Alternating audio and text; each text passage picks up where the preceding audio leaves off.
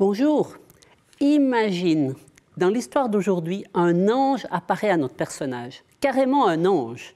Moi, je me suis souvent dit que j'aimerais bien en voir un. Ben, lui, il en a vu un. Et cet ange lui dit « L'Éternel est avec toi, vaillant héros ». Un ange qui dit cela, eh ben, ça n'a pas fait beaucoup d'effet à notre personnage. Voilà ce qu'il répond. Mais si c'était vrai, on n'en serait pas là.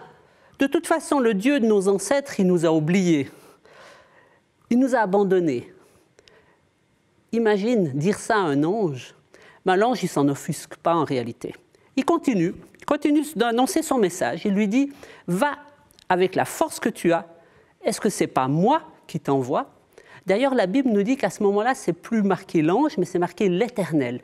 Finalement, c'est comme si Dieu est venu face à notre personnage et lui a dit « Moi, je suis avec toi. » Eh bien, notre personnage, et tu l'auras certainement reconnu, c'est Gédéon. Il a encore le culot de ne pas être convaincu. Il va dire « Oui, non, mais ce n'est pas possible. Tu te rends compte, nous, on est la plus petite tribu. Et puis moi, en plus, je suis le plus jeune de ma famille. Donc, ce n'est pas possible ce que tu es en train de dire. » Et c'est là que c'est intéressant, je trouve. C'est que Gédéon nous ressemble si souvent. Parce que si souvent, il y a des gens qui voient des dons en nous, des qualités en nous, puis on a le culot de leur dire « Mais non, tu sais, moi, je ne suis pas un chef. Ah, puis moi, je n'ai pas appris ça. Et puis moi, je suis juste un jeune converti. Puis moi, je suis le seul chrétien de ma famille. Ça, ce n'est pas possible. Ce n'est pas ma profession. Ce n'est pas mon don. » En fait, le problème de Gédéon, c'est qu'il croyait des mensonges. Il croyait que parce que leur famille était la plus petite, ils étaient donc les plus faibles. Parce qu'il était le plus petit de la famille, il était donc le plus faible, celui qui avait le moins de moyens.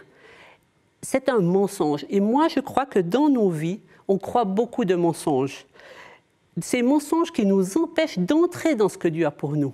Bien sûr, tu sais comme moi que Gédéon va encore demander 2 choses à Dieu, 2 tests. Et après, il va obéir, il va y aller. Et il va y aller avec force, avec courage, parce qu'il aura compris que c'est vraiment l'Éternel qui l'appelle.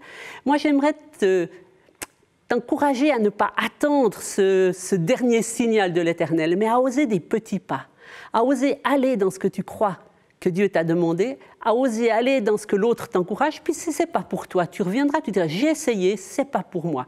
Mais ne laisse pas les mensonges que tu crois à ton sujet empoisonner ta vie et t'empêcher d'avancer dans la vie avec Dieu. C'est tellement important. Tu as des dons, tu as des capacités, tu as tes propres capacités et ne laisse pas les mensonges t'enfermer.